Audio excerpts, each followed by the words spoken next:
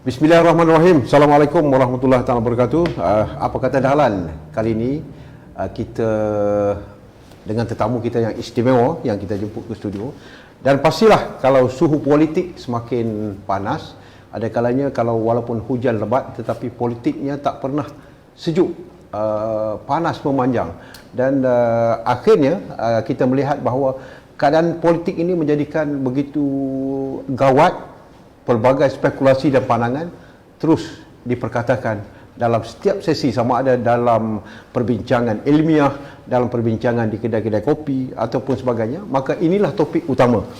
Kepada anda yang bersama kami, sila like dan share serta subscribe PVC, People Voice Channel TV ini, untuk kita sama-sama mendapat info yang terkini dan satu-satunya saluran yang memberikan kemantapan dalam perbincangan mengenai politik tanah air. Baik, tanpa berlengah masa, saya bersama dengan rakan saya yang lama, yang telah pun dikenali ramai, Saudara Abu Bakar Yahya, bekas ataupun mantan siasat politik Tun Dr. Mahathir Mohamad. Terima kasih bang kerana sudi bersama dengan BBC. Terima kasih kerana sudi menjemput saya. Memang kita kena jemput. Satu perkara, kita nak tengok apa telahan sebelum ni yang mengatakan bahawa Tun Dr. Mahathir punca UMNO menjadi gawat dan sebagainya. Kita nak bincang selepas ni. Tapi sebelum tu saya nak tanya, apa perkembangan masa sekarang ni dengan kata buat restoran dan sebagainya? Biasalah bila kita dah tak ada jawatan, so Okay. kita kena cari sumber ekonomi untuk diri dan keluarga. Ya, ya. So jadi saya ada sikit modal, kita buat restoran. Restoran di Jalan Kebun yang kita panggil restoran Maggie Ketam Power. Maggie Ketam Power. Ya. So Maggie Ketam Power memang sedap. Saya pun rasa tengok komen-komen di media sosial hebat. Tetapi dalam soal ni kita jangan jadi ketam. Dia ada ketam pilihan dalam politik ni. Dia ada sebut ketam. Kalau sebut ketam Melayu orang takut. Kenapa? Bila ketam ada dalam bakul, yang naik seekor tu yang dua akan tarik turun. Dia cerita tu macam dia kalau orang kalau nak pergi restoran dia tanya. Kita pun dah dulu pergi restoran, saya nak makan ketam. Sebelum tu dia tanya, okey, cik kalau nak makan ketam sila pilih. Ada dua bakul di sana. Okey. Kenapa ada dua bakul? Lepas tu saya tanya kenapa satu ditutup, satu tak ditutup. Ya. Dia kata yang ditutup ini ketam Melayu. Yang tak tutup ni Bukan ketam Melayu. Cina. Ketam Cina. Okey. So kenapa ketam Melayu ditutup? Kenapa ketam Cina tak tutup? Ya. Sebenarnya tersilap. Ketam Cina tu yang kena tutup. Ketam Melayu yang tak payah tutup. Tak payah tutup. Saya tanya kenapa? Dia kata kalau ketam Cina you taruh sana, you tak nak tutup, ini bakul boleh kosong. Dia panjat naik. Dia panjat naik, yang lain tolong tolak. Tolong tolak naik atas. Ya. Tapi Melayu punya tak nak tutup tak apa. Satu orang kalau panjat, satu Yang lain orang panjat, tarik turun. yang lain tarik turun. Sampai bila pun dia tak boleh kosong. Itu beza ketam. Itu beza ketam. Ketam mana sedap kalau makan? Kalau makan, ketam yang ada dimasak sedap lah. Itu betul. Baik, perkara yang kita nak bincang, politik semasa ni Tuan Abu Bakar, apa sebenarnya yang berlaku mutakhir ni? Kita lihat Tun menjadi mangsa kritikan, kononnya dia punca kepada perpecahan UMNO menjadi gawat, UMNO menjadi tak tentu hala. Puncanya daripada Tun Dr. Mahathir Mohamad. Kata mereka. Kita sekarang ni duduk dalam sebuah negara yang bebas untuk berkata-kata, untuk bercakap. Sebelum kita mendengar apa cerita dia, kita lihat siapa yang bercakap itu. Apa function dia, apa fungsi dia, apa jawatan dia, apa career dia, apa bagaimana kelayakan kehidupan dia, apa kelayakan dia. Ya, sebagai seorang yang hebat, mestilah banyak cobaan dan dugaan untuk dia berjaya. Betul. Sebagai Tun Mahathir, orang nak kata dia macam-macam punca segala ni, itu kata mereka. Tetapi kita kena lihat apa yang amat berbahagia yang berhormat Tun Dr. Mahathir buat. Semasa beliau menjadi Perdana Menteri yang keempat. 22 tahun jadi Perdana Menteri. Masa itu negara ekonomi bagus. Pentadbiran bagus. Rakyat aman, tak ada pertikaian apa-apa pun. So maknanya kehebatan dia di situ, dan sehingga dunia melihat ini pemimpin yang hebat. Dan bagaimana kita boleh fikir Allah jadikan pula tiba-tiba kali kedua jadi Perdana Menteri yang ketujuh. Jadi Perdana Menteri kali kedua, Perdana Menteri yang ketujuh dalam usia 90 tahun lebih. So ini kita kena lihat keistimewaan dia. Macam saya, Abu Bakar bin Yahya, bangsa Melayu, beragama Islam, ada pedoman dalam agama saya. Sesuatu yang berlaku itu kehendak Allah. Ya. Tetapi kita kena usaha. Tapi Tun berusaha. Allah izinkan usia dia sampai 90 lebih tahun. Boleh jadi Perdana Menteri, berfikir dengan baik, bertindak dengan baik. Tetapi bagi mereka yang mengatakan Tun punca masalah segalanya, kepada mereka yang tidak berjaya untuk memperak-perandakan demi untuk kepentingan mereka. Sebab Tun Dr. Mahathir, saya melihat bahawa dia melakukan satu perkara tu tidak lari daripada kepentingan negara dan rakyat secara keseluruhan. Kalau kata untuk kepentingan diri dia, baik dia jadi businessman selepas jadi Perdana Menteri, sebab dia terkenal dalam satu dunia. Jepun kenal dia, Rusia kenal dia. Dia berniaga di Jepun dan di Rusia pun sudah cukup. Jadi bukan billionaire, trillionaire. Tetapi demi kepentingan untuk menjaga bangsa dan negaranya, beliau tak menceburi dalam bidang perniagaan. Mereka turut sama dalam politik untuk menentukan masa depan rakyat dan negara dalam sebuah yang merdeka ini betul-betul menjadi sebuah negara yang merdeka. Tuduhan ini ya, kita lihat dakwaan sejak akhir mutakhir ini, apabila keadaan politik tidak menentu, apabila berlakunya boleh kita anggap sebagai mengenepikan hak kepimpinan kerajaan Pakatan Harapan sebelum ini, menjadikan Tun Mahathir ini sasaran untuk sekurang-kurangnya meletakkan Tun supaya mundur daripada politik. Itu yang kita nampak.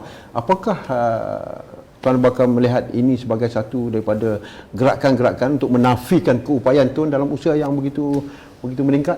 Ya, bagi mereka yang tidak tahu perkara yang berlaku sebenar, saya sebagai ahli majlis pimpinan tertinggi Parti Bersatu ketika itu, kita lihat bahawa yang kita tahu tiba-tiba Tun meletak jawatan. Mereka tak tahu apa sebenar berlaku dan kenapa Tun meletakkan jawatan. Saya nak cerita sedikit. Masa berlaku sebelum itu, desakan daripada parti-parti komponen dalam Pakatan Harapan mendesak supaya Tun Mahathir beri tarikh untuk melepaskan jawatan sebagai Perdana Menteri kepada Presiden PKR. Okey, desakan itu berlaku hari-hari berlaku. So okey, kita tolak ke tepi. Akhirnya dibawa satu mesyuarat, dipanggil mesyuarat Majlis Presiden Pakatan Harapan. Diikuti oleh Presiden PKR sekali dalam mesyuarat, duduk sebelah Tun, berbincang beberapa jam. Akhirnya keputusan, tidak ada siapa yang mendesak pun, akhirnya keputusan itu diserahkan kepada Yang Amat Berhormat Tun sebagai Perdana Menteri masa itu untuk memutuskan bila tarikh dan waktu Tun nak meletak jawatan. Terserah. Maknanya sampai sidang Apex ataupun bila-bila sampai pilihan raya yang ke-15 pun boleh. Tak ada masalah. Dan masa itu Tun tanya betul atau tidak. Tanya kepada Presiden PKR yang berada di sebelah beliau. Ya. So maknanya Pat mendesak untuk letak jawatan, selesai masalah. Tetapi masih berbunyi lagi selepas tu. Besok hari seterusnya mesyuarat pimpinan tertinggi bersatu berlaku. Bila berlaku, desakan mula datang daripada Presiden untuk membawa Bersatu keluar daripada Pakatan Harapan. Berkali-kali Tun menasihatkan sebagai pengurusi parti, sabar. Kenapa mesti kita nak keluar daripada Pakatan Harapan? Kalau kita keluar daripada Pakatan Harapan, kerajaan ini akan runtuh. Betul. So mereka kata ini kerana Anwar Ibrahim nak jadi Perdana Menteri.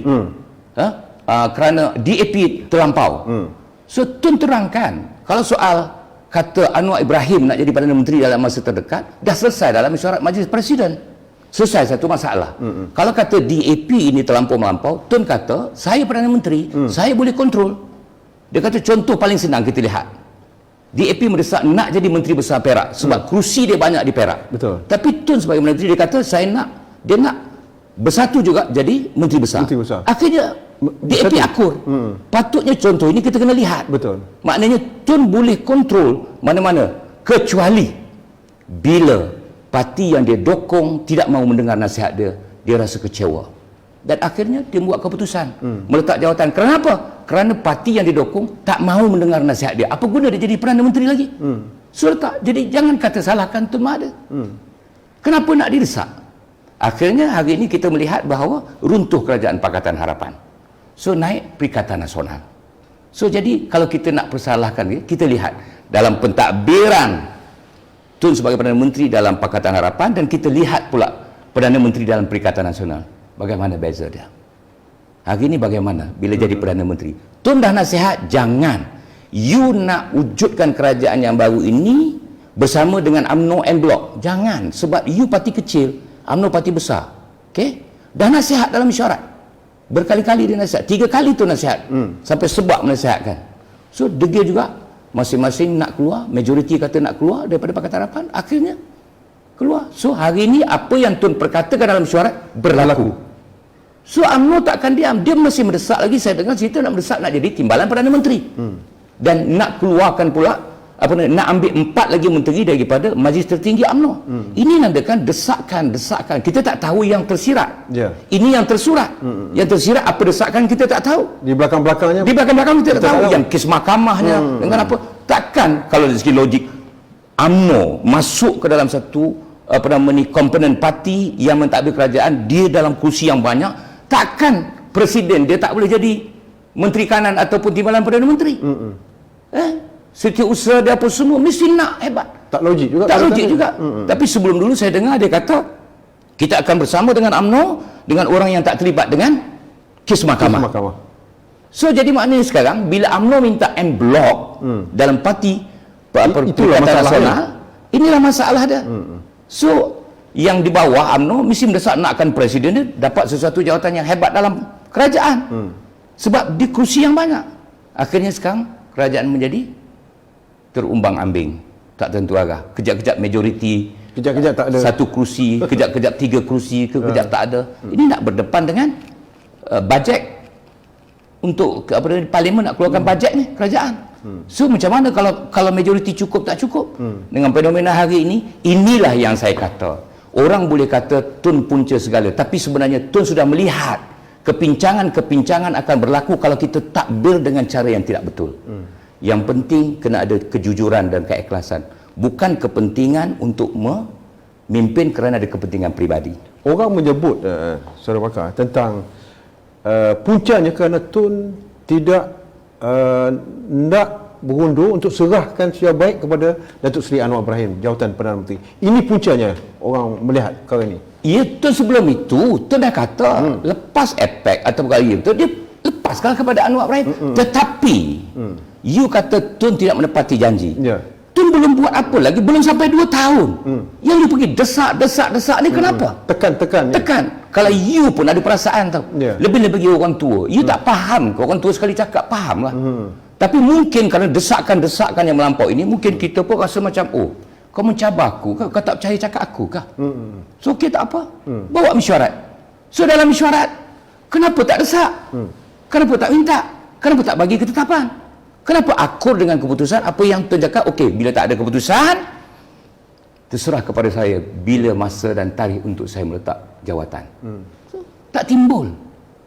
Sekarang ni apabila berlaku cemuhan, Saudara Pakar, kita melihat bahawa orang seolah-olah tidak menghargai Tun sebagai seorang negarawan. Ini yang menyedihkan kita kalau kita lihat macam-macam kritikan, macam-macam tuduhan, tanggapan yang ada kadang-kalanya Saudara Bakar lebih tahu kerana dekat dengan Tun Mahathir. Mungkin ini satu perkara yang tak baik untuk generasi akan datang, yang mungkin memperlihatkan seolah-olah Tun sebagai pengkhianat umpamanya, padahal orang tua inilah yang cuba membangunkan negara kita. Sikap ini yang patut kita ketepikan. Tetapi rakyat harus peka dan prihatin. Lebih-lebih lagi perlu bijaksana, bukan pandai, bijaksana. Okey? Pandai plus bijaksana. Itu saya kata daripada awal tadi, kita lihat yang mengata itu siapa. Tetapi kalau orang yang berfikir secara waras, maknanya secara terbuka, dia kaji balik apa yang Dr. Mahathir buat. Dan kalau kita dengar orang yang mengkritik ini, saya kata, siapa dia? Bila Tun tidak mahu melakukan sesuatu apa yang mereka hajatkan, mereka sudah pasti kata Tun ini tidak bagus. Tetapi kalau kita lihat cara keluar, Tun buat ini untuk siapa? Untuk kepentingan rakyat dan negara. Betul tak? Maknanya semua kena faham. Apapun perbuatan ini kita kena ikut perlembagaan persekutuan.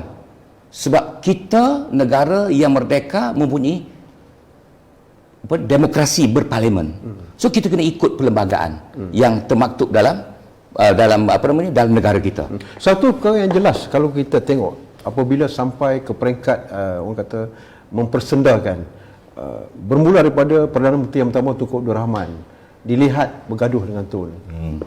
Selepas tu Tun Razak tak sempat bergaduh sebab dia meninggal. Lepas tu Tun Hussein juga bergaduh, sehingga Perdana Menteri keempat disebut Tun tidak bergaduh dengan Perdana Menteri keempat kerana Perdana Menteri keempat adalah Tun. Yang lain semua ada bergaduh. Jadi apakah ini menampakkan bahawa satu agenda memasak fahaman yang serong terhadap Tun Dr. Mahathir Mohamad? Kalau kita lihat, memanglah benda tu kalau kita cerita bergaduh dengan Tengku Abdul bergaduh dengan Tun Semua orang ada bergaduh dengan Musa Hitam. Kita bergaduh tu macam negatif sangat kan. Tetapi cuba kita kaji, bergaduh kerana apa? Tengku Abdul kalau bila buat tak betul, lawan. Dia lawan tu bukan, dia berlawan. Bukan bergaduh. Bukan bergaduh. Itu dia cuba mendesak dan mengingatkan supaya jangan lakukan perkara. Contoh, bagaimana Singapura terlepas. Ini kita kena lihat. Betul tak? Betul. Okey. Zaman Tun Razak dia tak bergaduh. Sebab Tun Razak buat baik. Nak bergaduh pasal apa? Nak bergaduh pasal apa? Kalau Tun Razak tu buat mengikut kehendak, mengikut acuan sebuah negara yang merdeka, nak gaduh buat apa? Tapi dengan siapa lagi bergaduh? Dengan Najib. Apa Najib buat? Kita kena lihat. Dengan Pak Lan bergaduh. Apa kita lihat apa yang mereka buat. Takkan saya nak cakap ke detail. Takkan kita ada akal, ada apa namanya ilmu, kita tak boleh baca. Baca secara positif. Tak boleh faham. Sikap terbuka. Jangan ada pro sana pro sini. Tapi kebanyakan yang membalu ni saya perhatikan ada kepentingan mereka. Okey, macam dia kata bergaduh dengan Najib. Orang Najib yang bercakap. Contoh dalam dalam Pakatan Harapan. So DAP pun buat perkara-perkara yang sedikitlah, baru desakan, ada perbuatan sikit-sikit lah. Tetapi hentakan daripada UMNO Parti Pembangkang masa itu lebih kuat. Dan majoriti rakyat Malaysia adalah Melayu. Orang percaya, Melayu terlalu percaya. Dan lagi satu pula pemimpin kita ni nak konon-konon nak membela Melayu, nak bela apa, tetapi bercakap dalam bahasa profesional orang kampung tak tahu.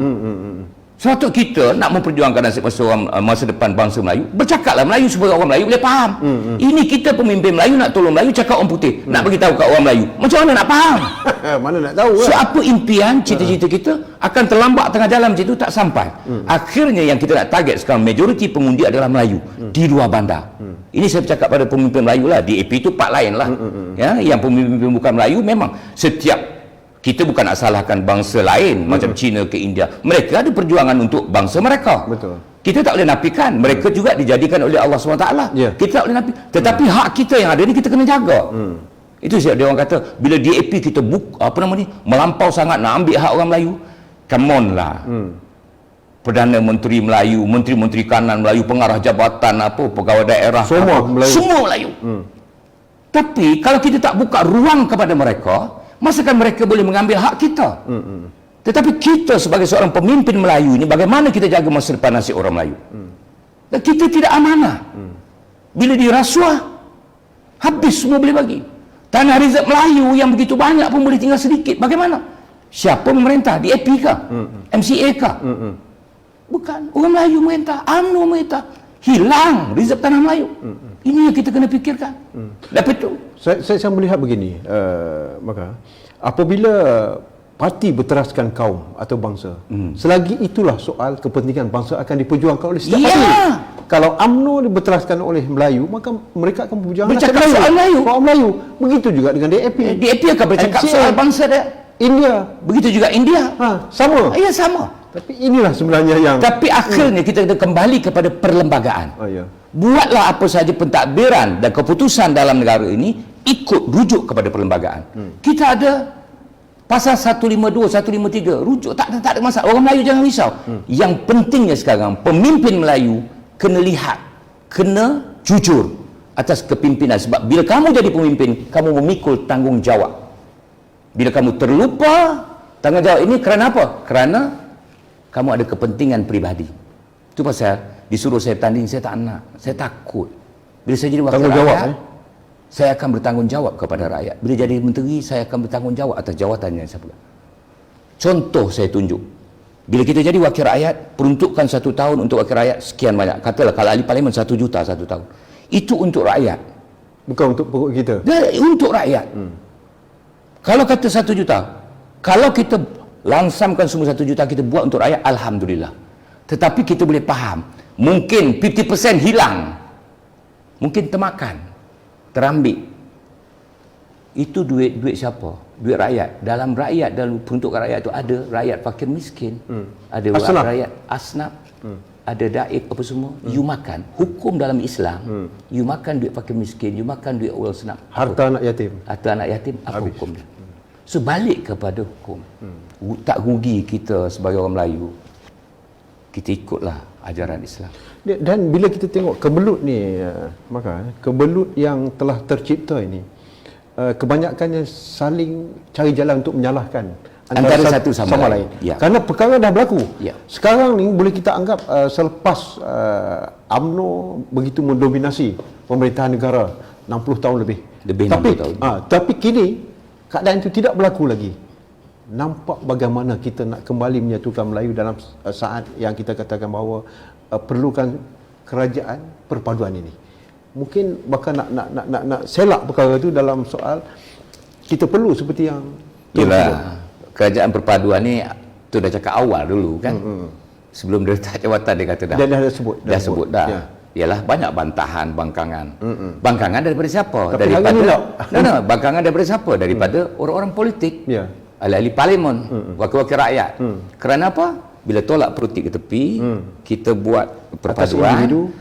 Mungkin ada sedikit orang politik kita masukkan, ahli parlimen kata begitu.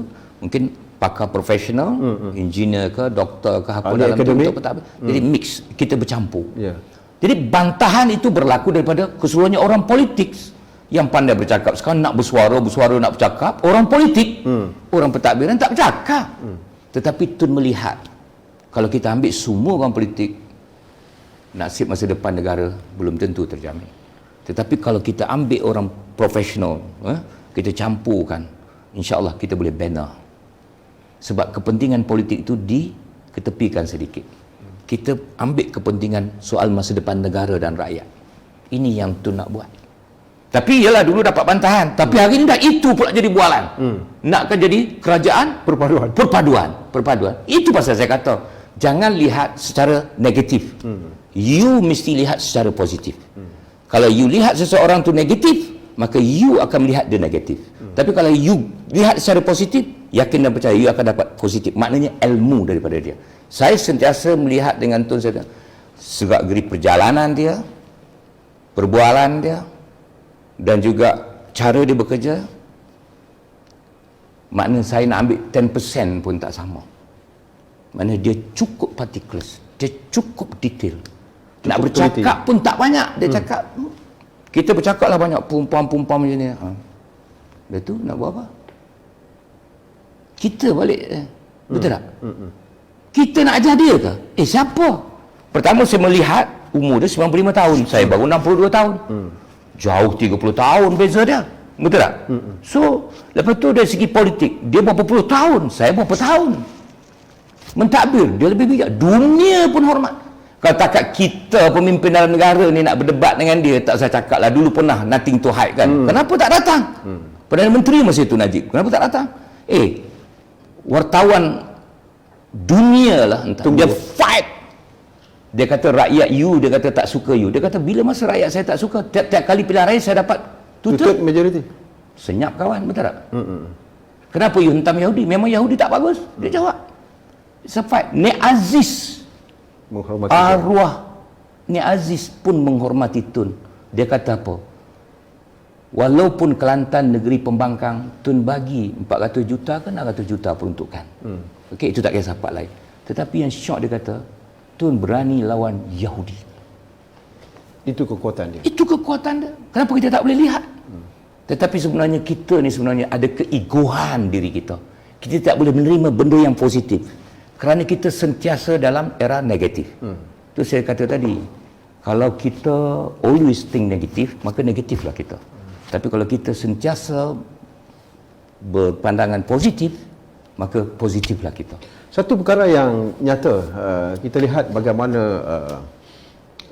masyarakat ataupun rakyat negara ini ada kalanya memperlihatkan bahawa sikap kalangan kebanyakan kita yang mengkritik tanpa sebarang sebab. Ada kalanya tidak mempunyai bukti kukuh. Contohnya kalau kita lihat kemarahan ini telah pun dijadikan modal untuk menempelak Jawatankuasa Pejuang umpamanya yang berkendakkan Tun menjadi Perdana Menteri yang kali ke-9. Kali ke-8. Perdana Menteri yang ke-9. Ini perkara yang diperdebatkan. Apakah tidak cukup sekali dah jadi, 2 kali dah jadi, nak masuk kali ketiga? Jarang-jarang berlaku. Kita akan bincang selepas ni bang, kerana kita akan berehat seketika. Dan paling nyata, saya mengharapkan anda share, like dan subscribe PVC TV untuk kita terus menyatakan hak dan kebenaran mengenai situasi politik negara. Tapi kita nak berehat terlebih dulu. Selepas ini kembali, kita akan bersama Abu Bakar Yahya untuk meneruskan perbincangan mengenai Tun Mahathir. Apakah benar ia merupakan punca kepada perpecahan? Jumpa lagi selepas ini.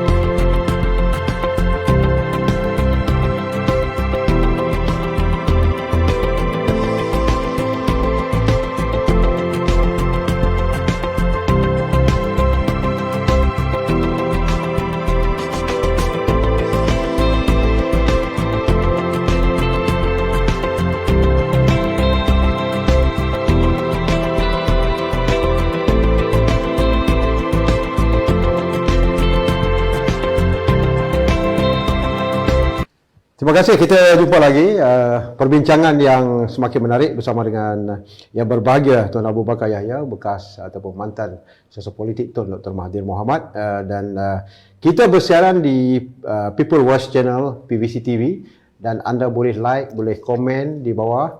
Komen apa pun tak apa, kita terbuka. Dalam negara demokrasi ini, mungkin anda mempunyai pandangan berbeza dengan kami, anda boleh like, boleh share dengan kawan-kawan, kerana yang paling penting adalah bagaimana kita nak memberitahu informasi dan juga pandangan tokoh-tokoh tertentu terhadap politik negara. Kerana kita harus mengambil tahu soal-soal politik ini, memandangkan pelbagai kenyataan ada kalanya telah disalah tafsir, tidak sampai kepada kita, dan kerana itulah saya bawakan rakan saya ini, Saudara Abu Bakar ini, untuk memberikan sedikit penjelasan terhadap tuhuman, tuduhan, dakwaan dan juga tanggapan terhadap Tun Dr. Mahathir Mohamad sebelum ini. Baik, saya nak terus pergi kepada soalan yang saya tinggalkan anda ketika kita nak berehat tadi. Yang paling utama adalah Abu Bakar dikaitkan dengan orang yang berkendakkan Tun kembali menjadi Perdana Menteri yang ketiga. Ini satu benda yang orang yang tak faham Saudara Bakar, kerana kenapa dalam usaha yang sebegitu Tun ditonjolkan lagi? Padahal di awalnya Tun sudah menyatakan bahawa dia tidak akan bertanding pun dalam pilihan raya umum yang akan datang. Apakah ini berlaku secara tiba-tiba ataupun memang itulah kehendak Bakar dan juga penaja Parti Pejuang? Saya melihat hari ini kalau kita nak tunjukkan siapa bakal akan jadi Perdana Menteri, kita nak sebut Tan Sri Mahyudin, dah kena sekarang. Najib, tak mungkin. Tak mungkin. Zahid Hamidi pun sama juga. Pun sama. Siapa lagi? Buat masa ini, sementara menunggu pilihan raya, dalam keadaan ketenatan dalam negara, apa salah kita guna pakai Tun Dr. Mahathir? Bukan untuk selamanya. Umur pun dah 95 tahun. Mungkin kalau kita angkat dia menjadi Perdana Menteri buat masa ini, mungkin setahun, 2 tahun, dia meninggalkan kita ataupun dia meletakkan jawatan. Apabila negara sudah dalam keadaan selesa. Tak salah saya rasa. Bagi saya lah, kenapa kita ketepikan benda yang boleh mendatangkan faedah dan manfaat kepada kita. Kita kena lihat usia 95 tahun, Allah panjangkan umurnya, kesihatannya yang baik, pemikirannya yang cekap, bernas. Dunia menghormati beliau. Kalau dia diangkat semula untuk sementara ini menjadi Perdana Menteri, bukankah kita boleh groom semula ekonomi kita? Kita dapat keyakinan pada pelaburan-pelaburan daripada luar negara. Ini yang kita nak. Dan dia tidak kepentingan pribadi. Saya melihat tidak ada kepentingan pribadi. Kalau orang tuduh kata dia bergila nak jadi Perdana Menteri, kalau dia betul-betul nak jadi Perdana Menteri, nakkan jawatan Perdana Menteri, dia takkan letak jawatan. Takkan letak jawatan. Sekarang pun dia kata tak nak. Dia kata terus terang, saya bertanya. Tun, kenapa saya tak payahlah saya, kata dia. Tapi orang memerlukan. Tapi kalau orang perlukan saya akan ambil jawatan itu dan saya kepikul tanggungjawab. So kalau dia dah berkata begitu, why not? Kenapa kita tak gunakan dia? Tolaklah kepentingan pribadi dulu. Kita nak selamatkan negara. Ya kalau kata negara kita boleh pulih dalam masa setahun, tak apalah. 2 tahun, tak apalah. Kalau sampai pilihan raya. Kita tak semestinya, ialah orang kata, gila kuasa lah, nak mengayakan anak dia lah. Ini, kadang-kadang, dulu saya nak tanyalah. Tun Mahathir masa dia Perdana Menteri, anak dia kaya ke? Anak dia berkecimpung dalam politik. Sebutkan saya masa dia Perdana Menteri. Anak dia berkecimpung dalam politik. Mukris bertanding di Kubang Pasu ke di mana ke? Bertanding seketua muda pun kalah. Kalau saya sebagai seorang Perdana Menteri nakkan anak saya naik, zaman saya Perdana Menteri saya dah letak dia di tempat-tempat yang boleh meyakinkan dan begitu kuat dia untuk terus jadi pemimpin. Tetapi anak dia biarkan begitu saja. Mukris bertanding dia menang, okey. Dan masa mewujudkan bersatu dulu, tuan tak nak Mukris duduk dalam tu. Jadi pemimpin tinggi. Tan Sri Mahyudin Yassin yang merayu kepada tuan untuk ambil Mukris sebagai timbalan. Ya. Dia berkali-kali tak ada orang lain ke tuan cakap. Tapi mengapa orang di luar menuduh Tun sibuk nak angkat anak dia jadi Perdana Menteri? Ini tak betul. Ini tak betul. Saya jelas mengatakan ini tak betul. Saya berani berdebat. Satu perkara, kalau boleh bakar terus terang tentang apa yang sebenarnya berlaku dalam mesyuarat Jawatankuasa Pejuang tu yang menolak kembali Tun sebagai calon Perdana Menteri. Dia dalam mesyuarat ni kita tak boleh cerita. Ya. This is mesyuarat. Kita dah setia sebenarnya. Sebenarnya kita boleh lihat pernah Tun kata dia tak nak bertanding lagi dalam pilihan raya. Okey? Saya bercakap dengan beliau, Tun, kenapa Tun keluar statement tak nak bertanding lagi? Yalah, saya dah tua. So nak buat apa? Ini bukan soal tua, Tun. Semangat kami pejuang ini ada dekat Tun. Kalau Tun kata dah tak nak, so apa harapan kami? So kalau ramai yang nak, tak apalah, saya boleh tak ada masalah. Memang kami nak. Bukan Tun yang nak, kami nak. Dan kami nak bukan kerana kami nak ada kepentingan pribadi kami, bukan kerana nak jawatan. Tapi kalau dibagi, itu tak ada salah, atas tanggungjawab. Okey? Tetapi kita nak Tun pimpin semula negara seperti yang Tun buat dulu. Kembalikan. Itu pasal kerajaan perpaduan itu amat penting. Kerana masa itu tidak ada siapa lagi yang nak penting. Kita terus solid dalam kepimpinan kerajaan perpaduan ini, membentuk dan membina semula kerajaan, menyelamatkan keadaan yang ada sekarang ni. Dari segi ekonominya, dari segi pentadbirannya, dari segi korupnya. Itu saya cakap. Tun, saya suka Tun kata dengan saya, rasuah ini akan menghancurkan masa depan negara. Betul, saya dengar. Saya lihat. Hari ini, bila Tun kata rasuah itu betul. Kerajaan hari ini kita lihat, apa tujuan yang kita nak ambil menteri sampai dengan timbalan menteri punya ramai ni nak buat apa ni? Buat zaman macam ni buat apa ni? Ini nak buat apa ni? Gaji dibayar. Allowance dibayar. Setiap menteri ada pegawai kanan, pegawai kiri, atas, bawah semua. Timbalan menteri pun begitu. Pejabat nak kena bayar. Allowance nak kena bayar. Apa manfaat kepada negara hari ini? Cuba sebut dengan saya. Menteri mana? Melainkan Menteri Kesihatan. Kementerian Kesihatan. Cerita pasal COVID itu, cerita ini. Pembangunan. Tak ada. So hari ini kita melihat kerajaan kena belanja besar menanggung menteri-menteri, timbalan menteri dan juga Pegawai kerajaan memang ada tugas dia lah. Yang ni, yang diletak. Tujuan untuk apa? Untuk mentadbir negara ataupun untuk mempertahankan kedudukan sebagai Perdana Menteri ataupun jawatan yang dipegang. Ini yang kita nak tanya. Bukan kita tuduh, tapi kita nak bertanya. Dalam keadaan macam ni, menteri banyak sangat ni. Tak cukup-cukup, lantik lagi.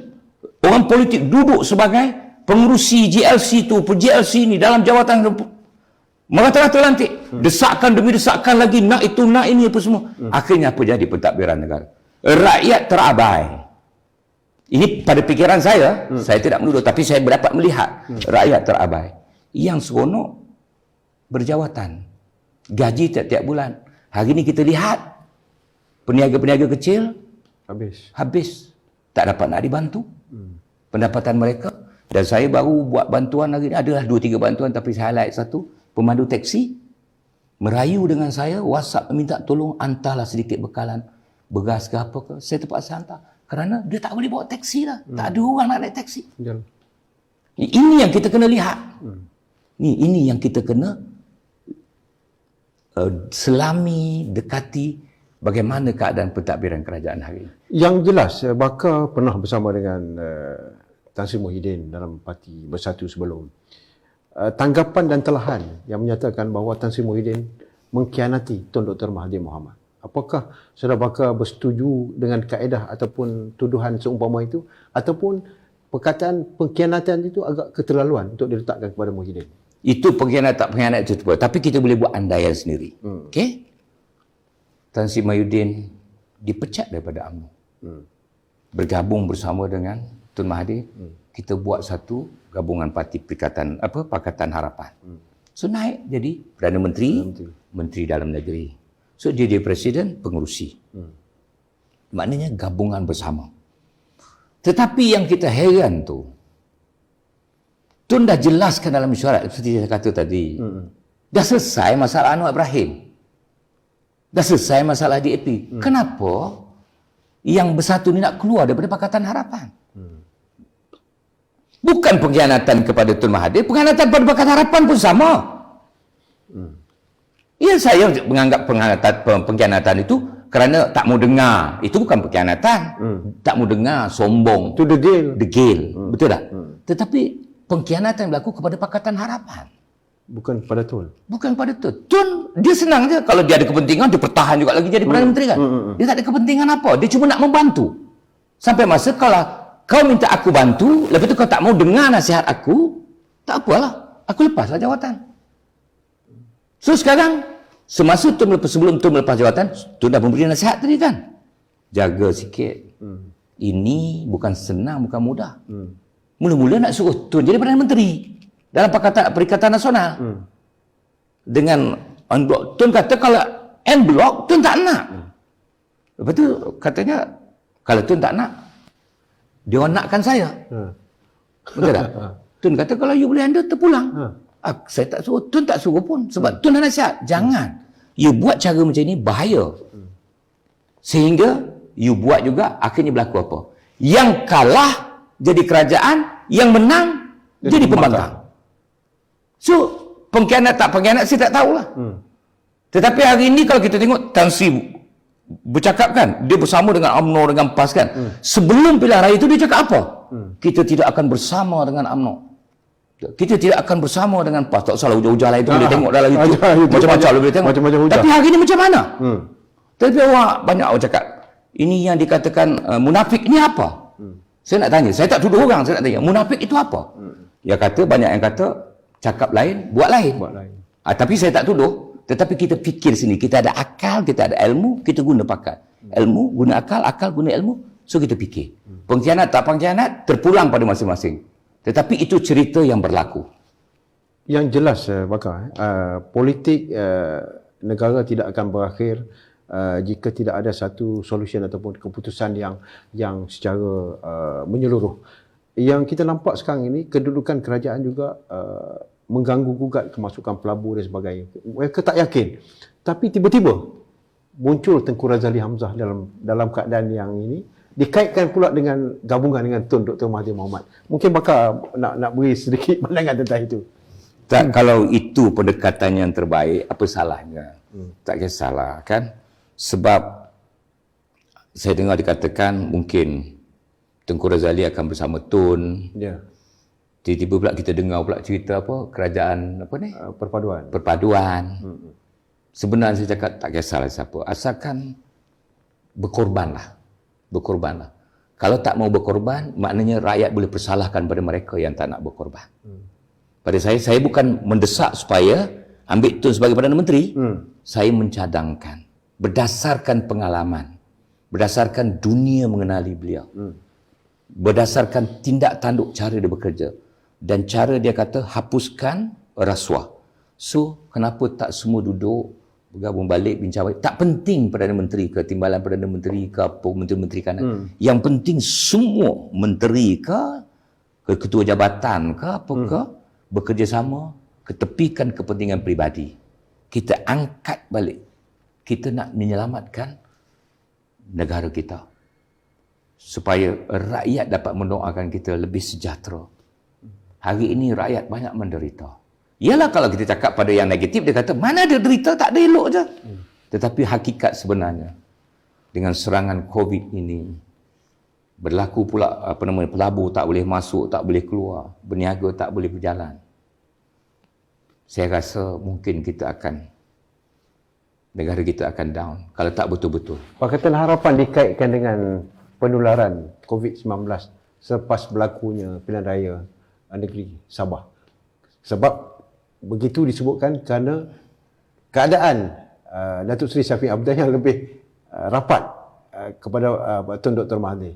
Apakah rasanya tidak patut berlaku pilihan raya negeri ataupun dalam keadaan begitu? Itu nak minta pandangan saya lah. Ya. Pada saya pun, itu dia kata, kalau kita ni terlalu ikut, terlalu bongkak, terlalu besar kepala, akhirnya Tuhan akan hantar kita macam-macam cubaan dan dugaan. Berlakunya pilihan raya di Sabah, yang pihak negatif ini mengata apa? Dia kata salah Shafie Apdah buat pilihan raya. Bagi saya bukan salah Shafie Apdah. Yang salahnya, kenapa Hamzah Zainuddin, kenapa setiausaha politik Perdana Menteri menghadap TYT untuk apa? Dengan kata nak tukar kerajaan. Kenapa mesti nak tukar kerajaan? Biarlah kerajaan Sabah tu bawa pentadbiran warisan. Kenapa you nak ubah? Kenapa nak ubah? Dia kata kalau dulu tak, sekarang ni dalam keadaan COVID berlaku, kenapa nak ubah? Lepas tu you nak salahkan Shafie Apdah. Shafie Apdah dengan TYT, maknanya Ketua Menteri dengan TYT, saya setuju pendekatan yang mereka buat. Okey. Ini rakyat yang bagi mandat. So akhirnya kalau you nak ambil balik kerajaan, kita serah kepada rakyat. Biar rakyat memberi mandat. Betul tak? Sekarang rakyat dah beri mandat. Betul you dapat kuasa tu, tapi you dapat sampingan COVID. Hari tu kalau tak berlaku pilihan raya, maknanya kalau tak berlaku cuba nak merampas kuasa dan tidak berlaku, tak berlaku pilihan raya dan tak berlaku COVID yang macam ini meningkat. Saya tengok ada pula menteri cakap, minta maaf saya sambung. Dia kata kalau COVID meningkat lagi, saya akan letak jawatan. Kenapa tak letak jawatan? Ini apa? Munafik ke apa? Ini tanya, bukan tuduh. Tanya. Saya minta maaf lah kalau saya terkasar atau terlebih bahasa. Dia pernah bercakap. Dia kata kalau COVID ini melonjak naik, saya letak jawatan. Kenapa tak letak? Ini dah naik ni. Implikasi daripada berlakunya pilihan raya. Berlaku pilihan raya implikasi daripada nak rampas kuasa. So kita kena lihat cara keseluruhan. Jangan ambil ayat Quran ni kalau kita baca cara seluruh, jangan ambil sekat-sekat. Dan lepas dah baca seluruh, tengok pula hadis dia lagi, terjemahan dia, baru kita dapat benda yang betul. Minta maaf lah kalau saya jadi ustaz sekejap. Saya pun bukan pandai. Ustaz ajar saya sebab kajian dengan agama kan, tapi nak buat pun payah juga kan. Yang mana termampu saya buatlah. Tapi ini yang kita, bila you tanya kenapa COVID itu, kenapa pilihan raya, itulah laluan dia. Bila mula ada rampasan kuasa, maka pilihan raya berlaku. Bila pilihan raya berlaku, yang pergi ke Sabah itu patutnya kita biarkan orang Sabah saja. Kenapa orang Semenanjung berduyun-duyun pergi, termasuk saya pergi? Saya pergi nak melihat, betul atau tidak? Rupanya betul. Orang Malaysia Semenanjung ni yang beria-ria sangat. Bersungguh sangat. Nakkan menang dalam pilihan raya. Tapi kalau nak ikut, warisan lebih majoriti, lebih kursi daripada yang lain-lain kan. Tapi tak tahulah. Dia orang tanya, kenapa boleh begini? Saya kata, kerajaan Perikatan Nasional di sebenarnya di federal pun parti tak berdaftar boleh merintah. Apa masalah di Sabah, saya kata. Itu pandangan saya. Bukanlah mengatakan saya itu fakta kena buat, tak betul, tak adalah pandangan saya. Kenapa tak boleh buat di Sabah? Mereka memerintah. Padahal dalam pilihan raya, PN dengan BN berlawan. Betul? Betul. Tapi bila sampai masuk, elok. Tadi tak mustahil. Tapi akibatnya COVID melonjak. Bila COVID melonjak, kerajaan terpaksa membuat sekatan daripada rangkaian itu melebar. Bila rangkaian itu melebar, terpaksa disekat, maka pergerakan tidak boleh berlaku. Bila pergerakan tak berlaku, ekonomi tidak boleh berkembang. Pekerjaan tak boleh dilaksanakan. Maka tertangguh lagi. Kalau kita meniaga besi, tengah buat bangunan besi, kena hujan, karat, masa nak mula balik besok kalau boleh, besi pun dah reput. Kena beli besi baru. Berbalik pada keadaan politik negara. Jika perkara-perkara yang disebutkan tentang kedudukan Tan Sri Muhyiddin yang begitu rapuh dengan majoriti yang begitu tak berapa mantap, nama Datuk Seri Anwar masih lagi terpahat sebagai bakal pengganti. Kononnya selepas beliau menyatakan pada beberapa bulan 23 itu yang menyatakan bahawa beliau memiliki majoriti untuk menjadi Perdana Menteri. Kenapa soal ni di pihak Tun dan juga Parti Berjuang tidak mahu menyatakan secara terbuka sokongan kepada Datuk Seri Anwar sebagai calon Perdana Menteri untuk mendapatkan majoriti untuk beliau menjadi Perdana Menteri? Baik. Bila sebelum Tun letak jawatan, desakan berlaku. Bertalu-talu nakkan tarikh Tun letak jawatan untuk diangkat Anwar sebagai Perdana Menteri. Okey, tak apa. Sampai masa kita Tun letak jawatan. Bila Tun letak jawatan, masing-masing boleh minta siapa nak jadi Perdana Menteri. Siapa pun boleh? Ya. Kenapa Datuk Seri Anwar tak boleh jadi Perdana Menteri? Dia kata dia ada cukup kerusi. Tapi kenapa tak boleh? Akhirnya lepas itu, balik kepada Tun balik. Minta Tun jadi Perdana Menteri. Tun awak sampai kita ada 114. Masih itu. Maknanya kita dah bagi peluang pada Datuk Seri Anwar Ibrahim. Untuk membuktikan. Untuk membuktikan yang you ada numbers. Cukup untuk jadi Perdana Menteri. Tapi kenapa tak berlaku? Macam baru ni, 13 hari bulan. Kata nak pergi istana, dah ada numbers cukup, yakin masa itu. Termasuklah kawan saya, Sang Kelembai.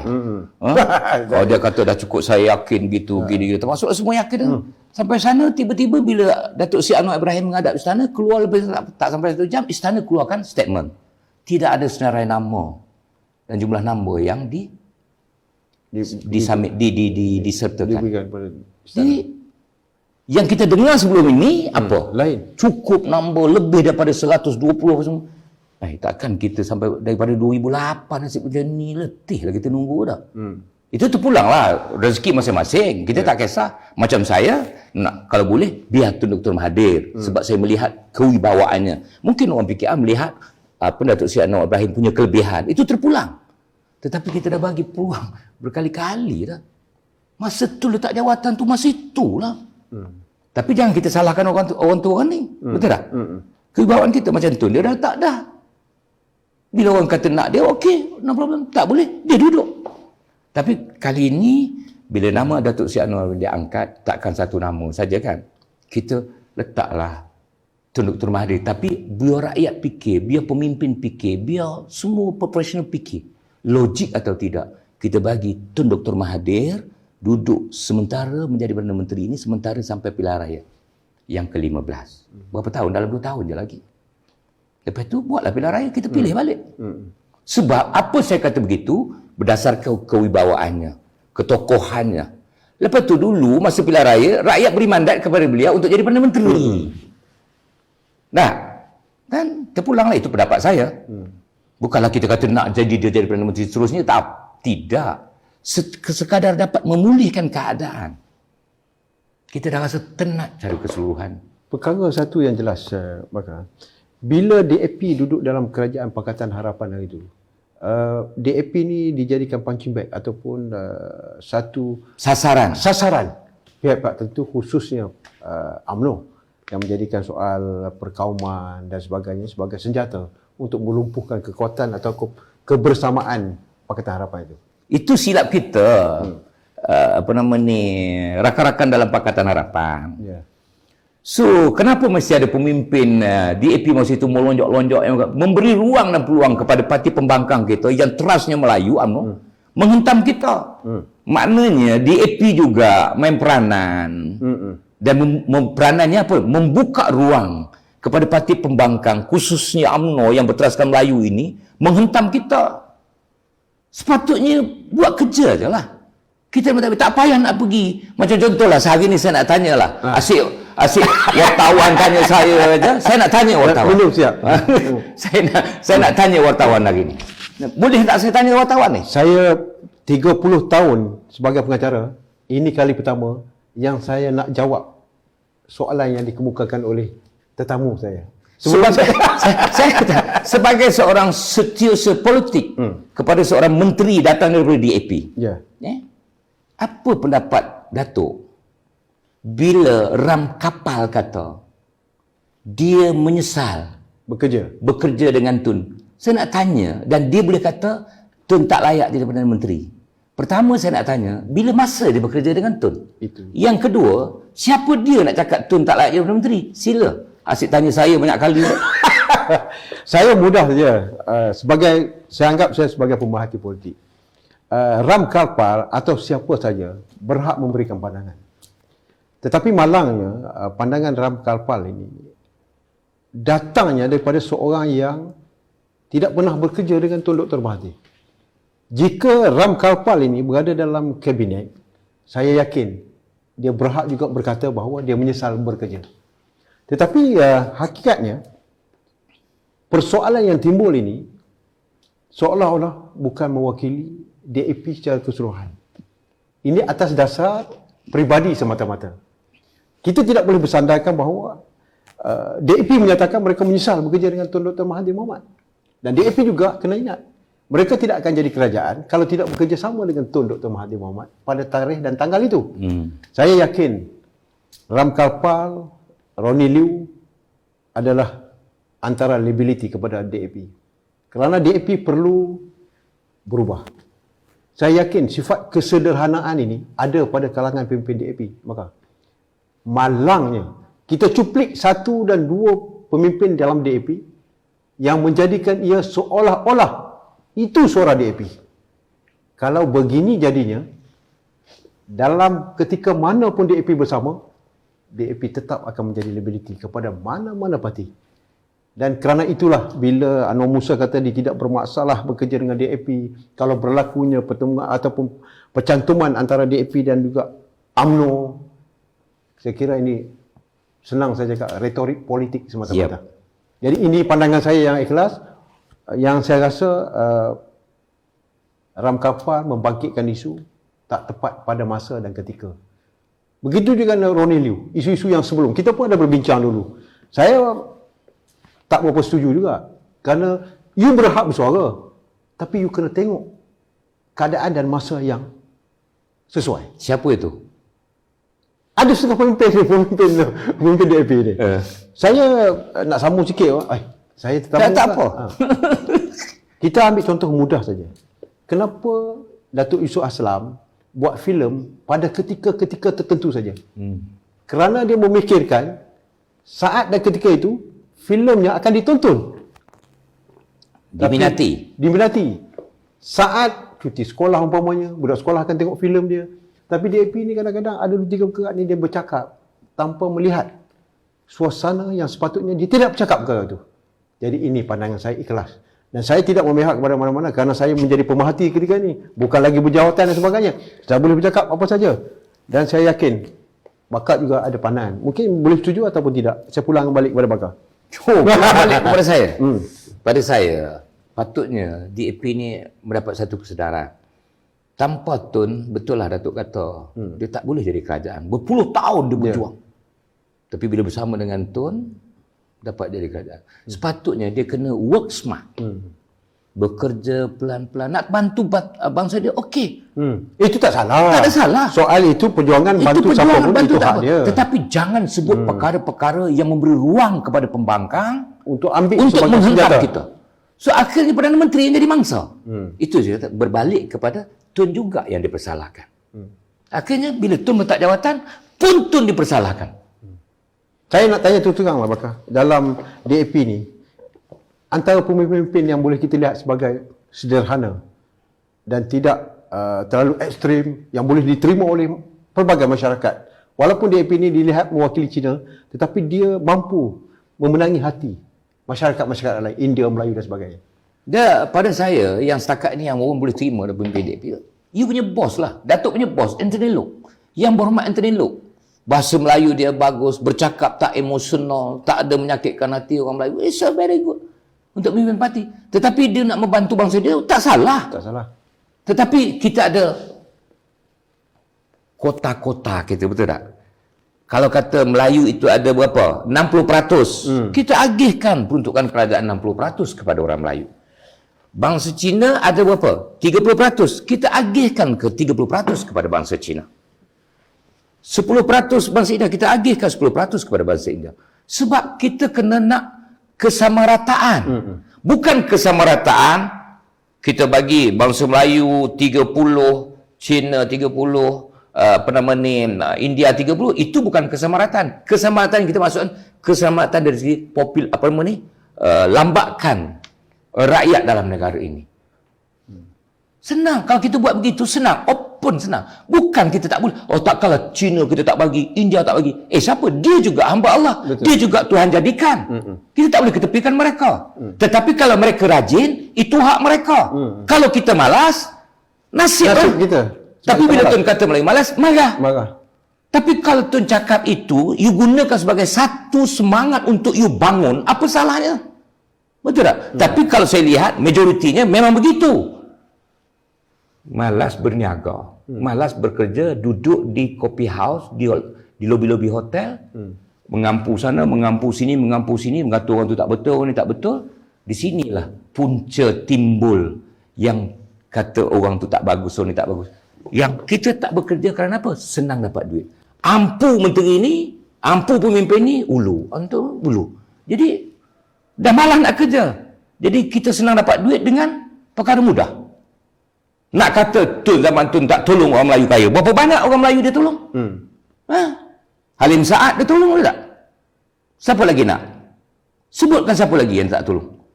Tetapi, mereka dapat bisnes, jual. Dapat niaga, jual. Cina lain. Oh salahkah Wisentan ni kerabat Tun lah itu lain. Berapa orang Cina yang Tun tolong? Berapa orang Melayu India yang Tun tolong? Tetapi mereka dapat, dia pergunakan. Dia usahakan bersungguh-sungguh. Peluang itu, niagakan. Ananda Krishnan menjadikan terkaya. Kerana apa? Kerana dia dapat Maxis. Kenapa orang Melayu dulu tak minta? Tapi orang Melayu dapat bisnes, dapat buat jambatan. 500 juta. Lepas tu lamsam jual. Jual dapatlah 10% ataupun 2%, 3% berapa? Kalau 100 juta dapat tak terkira lah. Tak terkira. Tak berapa? Kalau kata 10%, 100 juta 10%, bukan 2% berapa? Katalah dapat 2-3 juta. 2-3 juta family dia je yang dapat. Orang lain tak dapat. Tetapi kalau dapat projek itu, you organize sendiri. Supply batu you buat bagi peniaga pengusaha Melayu. Carpenter bagi, tukang kayu bagi kepada orang Melayu. Supply machine pada orang Melayu. Barulah ekonomi itu berkembang. Saya melihat kat mana? Sebab bangsa lain buat begitu. Kenapa Melayu tak buat? Kerana dia nak selesa. Bila Tun kata malas, marah. Itu malas lah tu. Malas berusaha kerana nak selesa. Jual, enjoy. Duduk dekat London, beli rumah dekat London, duduk dekat New York, beli kondo dekat New York, pergi Australia, beli ladang kat Australia. Kat Malaysia tak boleh buat ladang kah?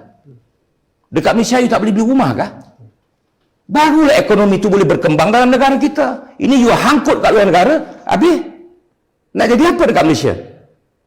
Pekerja tak ada kerja apa semua. Akhirnya mereka jadi malas. Bukti Tun kata orang Melayu malas sebab apa? Majoriti Melayu yang menganggur, majoriti Melayu bukan? Kenapa kita bawa Bangladesh masuk berjuta-juta? Indonesia masuk berjuta-juta? Kerja banyak. Bukan tak ada kerja.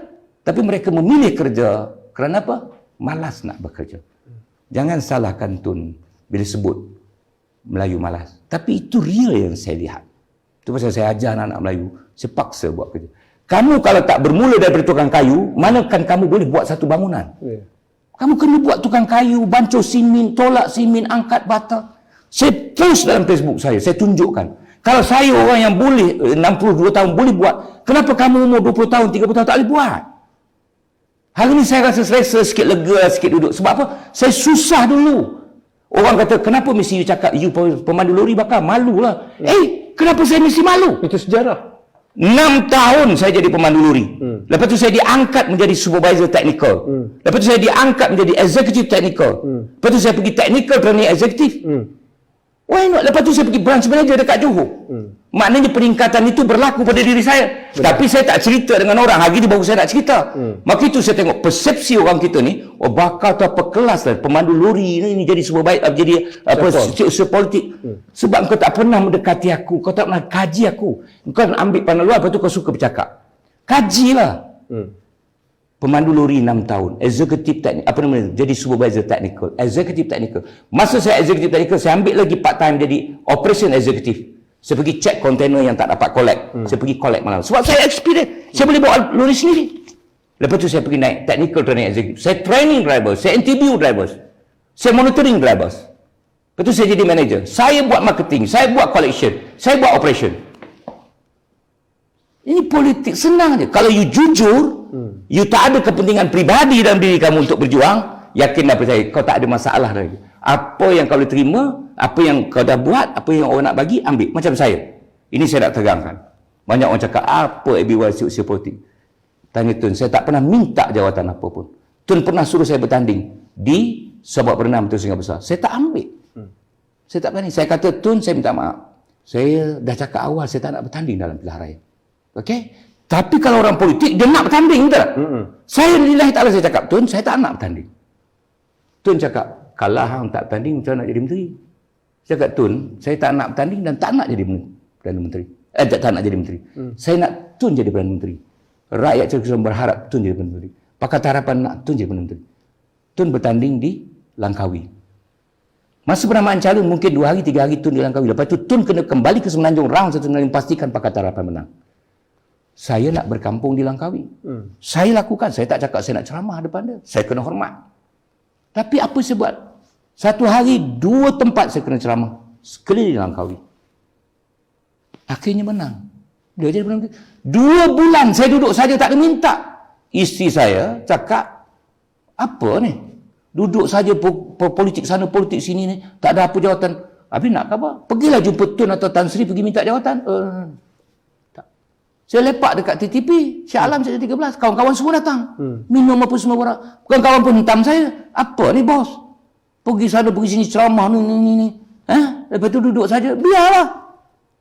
Saya dapat, besok kerja dapat 45,000 gaji, cukuplah. Tapi takdir Allah SWT. Tiba-tiba saya ditelefon, kata sudah datang, isi borang pun semua, suruh jadi seusia politik Perdana Menteri. Tak pernah terfikir? Daripada gaji yang saya harap 5,000 sebulan, saya dapat belasan ribu. Tak bersyukurkah? Ini nikmat Allah. Dan orang bertikai, dulu masa jadi seusia politik, you apa buat? Tak tolong Melayu. Mana kau tahu? Buka Facebook saya daripada awal, tengok apa saya buat. Saya hantar bantuan sana, saya pergi melawat sana. Saya tak sibuk minta projek. Kalau ada kawan nak minta tolong projek, saya tolong, okey. Saya buatkan surat, itu terpulang. Interview apa semua, you urus sendiri. Saya buka jalan. Itu saja. Kalau you tak pernah dekat dengan saya, apa yang dia cakap macam-macam you tak pernah tahu siapa saya, lepas tu you nak hentam. Saya tak ada rugi apa. Yang rugi you akan terus jadi negatif. You akan terus mundur dalam kehidupan kerana you tak nak Allah Ta'ala beri you akal, bagi otak, you tak nak fikir, you tak nak guna pakai. Sayang. Berbalik kepada keadaan sekarang, apa ni bakal. Kemana arah nak dipandu bangsa kita ni kalau dalam keadaan kerajaan pun tidak menentu, pecah sana, pecah sini, dan UMNO kita lihat bukan lagi parti dominasi dalam politik negara. Mungkin bakal nampak satu kena berbalik juga dengan idea tone tu untuk menjadikan idea tu satu part. Formula dia saya nampak tak nampak tu. Kalau selagi wujud perasaan PhD, perasaan hasad dengki kiamat, dan menolak ke tepi hukum Allah sebagai seorang Islam, dia tak pergi jauh, takkan berjaya. Kembalikan dulu setiap orang Melayu yang kita nak perjuangkan bangsa Melayu ni, kembali kepada agama kita. Hapuskan perasaan hasad, dengki, khianat itu, dan baru kita boleh duduk semeja. Baik, anda boleh like, share dan juga subscribe. Komen di bawah tu. Tak semestinya kita bersetuju dengan pandangan yang kami utarakan ini. Ada perkara-perkara yang saudara boleh komen, kritik dan sebagainya. Kerana dalam negara yang mengamalkan sistem demokrasi berparlimen ini, kita meletakkan soal komen, kritikan itu sebagai penanda aras untuk kita melihat. Kita sensitif dengan permasalahan yang mungkin kita boleh ketengahkan untuk mencari jalan penyelesaian. Dan komen-komen anda ini amat kami perlukan, kerana di PVC TV ini, People Voice Channel ini, kita lebih mengutamakan pandangan dan juga pendapat kalangan marahin seperti kita ini. Kerana kalau kita terus kalau kita terus meletakkan soal komen, soal pendapat mereka yang sudah pun berada di kayangan, akhirnya kita tak dapat di bawah ni. Apa kata grassroots, kita tak dapat. Dan mungkin penutup bicara, mungkin boleh nyatakan sedikit apa sebenarnya harapan untuk melihat Malaysia ni kembali seperti kegemilangan sebelum ni. Saya kembali kepada tajuk asal. Sebab tun punca perpecahan. Sudah-sudahlah buat perkara-perkara negatif ini. Saya bukan memaksa. Tetapi saya merayu ajak sama berfikir. Sudah-sudahlah menuduh yang bukan kepada Tun. Cuba lihat, kita sumpah, kita seranah ke, kita maki ke dia, dia tetap sihat. Tapi kita akan menjadi manusia yang rugi. Kerana Allah bagi Tun kepada kita, tapi kita tak guna manfaat. Kita hina lagi, kita berkata, tak apa, itu pandangan masing-masing. Tetapi sehingga mengatakan anaknya billionaire, Tun ni nak jadi Perdana Menteri lagi, nak jadikan anak dia beli kaya-kaya. Kita tengok anak dia jadi kaya-kaya masa bila. Dan lagi satu saya nak bagi tahu, kalau yang pada petah sangat bercakap anaknya berbilion-bilion dia duit kan, pergilah buatlah. Kalau dapat sahkan bahawa anak dia ni merampas harta kerajaan, reportlah. Mengambil projek kerajaan, menipu duit kerajaan ke apa ke, reportlah. Ini cakap tak ada asas. Nak jadikan anaknya billionaire pun semua. Dia berniaga di mana? Bukan ada rampas duit projek tabung haji ke? Tak kisahlah apa pun. Kemukakan, jangan cakap berbol. Ini, pertama kita berdosa mempengaruhi rakyat di luar. Kerana percakapan kita yang berbentuk fitnah ni akan mendatangkan dosa kepada kita. Tak ada bukti. Tak ada apa untungnya. Kedua, saya kata, bukan paksa saya merayu. Jangan besok kita menyesal. Tak ada kepentingan pada saya pun. Kalau nak tuduh, tak apa, terpulang. Saya rasa sampai masanya kita terpaksa letakkan Tun untuk menerajui pimpinan negara. Hanya seketika sahaja. Bagi peluang kita bentuk semula. Kalau kita sayangkan negara, ingat, kita sebuah negara yang merdeka. Jangan sampai kita dijajah semula. Ingat, orang selalu kata kalau mereka Tengku Abdul Rahman yang memerdekakan negara. Tapi kita terlupa Mat Kilau, Datuk Bahaman. Betul tak? Yang lain-lain berjuang. Mereka tak dapat apa. Malah mereka terkorban. Kerana apa? Kerana mereka menentang penjajah. Akhir kemuncaknya ialah jatuh kepada Tengku Abdul Rahman. Itu nak mendapatkan kemerdekaan. Tetapi kita sebagai rakyat Malaysia yang lahir selepas merdeka khususnya, bagaimana kita nak menghargai kemerdekaan itu? Bagaimana kita nak menjaga kemerdekaan? Bagaimana kita nak mengisi kemerdekaan? Akhirnya, bagaimana kita nak menjaga kemerdekaan supaya tidak menjadi negara yang, sebuah negara yang merdeka ini menjadi sebuah negara yang dijajah semula. Jajah sekarang bukan main perang. Ekonomi pun boleh dijajah. Kalau kita hutang terlampau banyak, kita tak boleh buat apa, orang buy over, habislah. Jadi ini peringatan saya, kalau boleh, kepada orang Melayu khususnya, berpada-padalah dalam berbicara.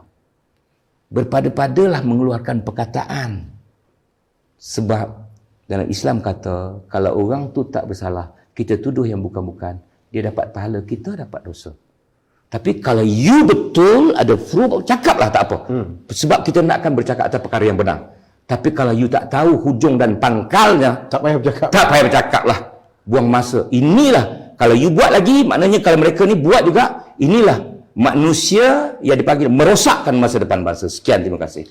Baik, saya nak menamatkan perbincangan kita. Terima kasih kepada Bakar yang telah memberikan pandangan yang begitu jelas, menjawab beberapa persoalan yang dikemukakan, dibangkitkan oleh banyak pihak tentang kononnya Dr. Mahathir merupakan penyebab kepada perpecahan UMNO dan orang Melayu seumpamanya. Dan hari ini jelas bahawa walaupun ada yang mempertikaikan, kalau nak bincang tentang tajuk itu, kenapa tak panggil di luar daripada orang yang berada di di luar daripada kepimpinan Dr. Mahathir, maksudnya daripada orang yang terasing. Kenapa panggil Bakar? Saya nak beritahu bahawa PVC telah pun memanggil beberapa pengkritik dan juga penganalisis politik sebelum ini yang kebanyakan mengutarakan pandangan kritikan terhadap Tun Dr. Mahathir. Sampai masanya kita beri ruang kepada orang yang berada di sebelah Tun Dr. Mahathir untuk menjawab persoalan ini.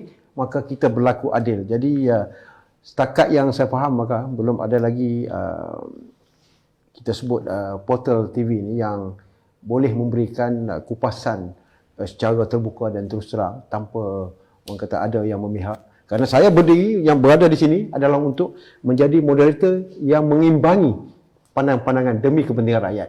Jadi saya doakan semoga pejuang belum lulus lagi. Belum lulus. Kita harap akan kalau pejuang ni tak ada masalah, luluskanlah. Terima kasih dan anda jangan lupa sertakan komen anda di bawah dan juga komen, share dan like terhadap BBC TV ini kerana kita akan terus bersiaran dari masa ke semasa. Dari kru yang bertugas, terima kasih kami ucapkan selamat malam. InsyaAllah kita jumpa dalam masa. Assalamualaikum warahmatullahi wabarakatuh. Waalaikumsalam.